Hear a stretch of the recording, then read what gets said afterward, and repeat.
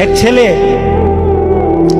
তার বাবার কাছে সাইকেল চায়, তার বাবার কাছে সাইকেল চায়, বাবা আমাকে একটা সাইকেল দাও। বাবা ছিল স্কুল মাস্টার, তো বাবা স্কুল মাস্টার, তার বেতন কি, সে কিভাবে সাইকেল কিনে দিবে?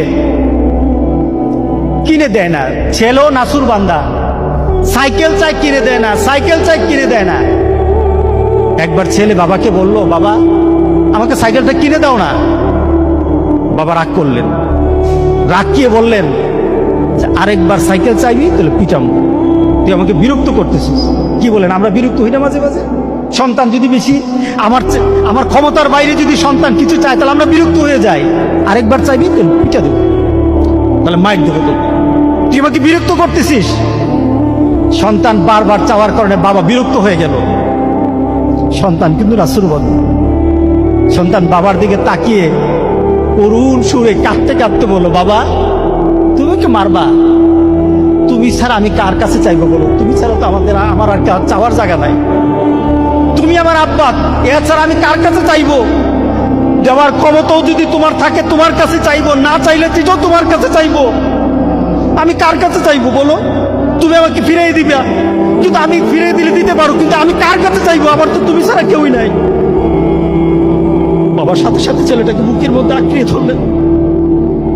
বাবা তুই আমাকে এমন একটা কথা শুনালি, যা তোকে আগামীকাল সাইকেল কিনে দেবো। সুবহানাল্লাহ, সুবহানাল্লাহ। তার মানে কি, ছেলে তার বাবার হৃদয়ে টাচ করেছে। তার কথার মধ্যে আবেগ ছিল, ভালোবাসা ছিল, নিবেদন ছিল, যে বাবা তুমি না দিতে পারো, কিন্তু আমার তো তুমি ছাড়া কেউই নাই। তুমি না বল আমাকে ফিরিয়ে দিতে পারো, কিন্তু আমার চাওয়ার জায়গা তোমার ছাড়া আর তো কেউই নাই, আমি তোমার কাছেই তো চাইবো।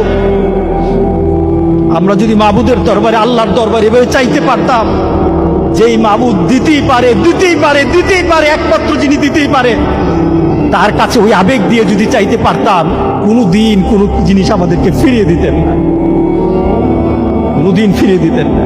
আমরা চাইতেই পারি না, আমরা ওইভাবে আল্লাহর দরবারে চাচ্ছি না। আমরা যদি চাইতে পারতাম, তাহলে পৃথিবীতে আমাদের এই বিপদ থাকতো না।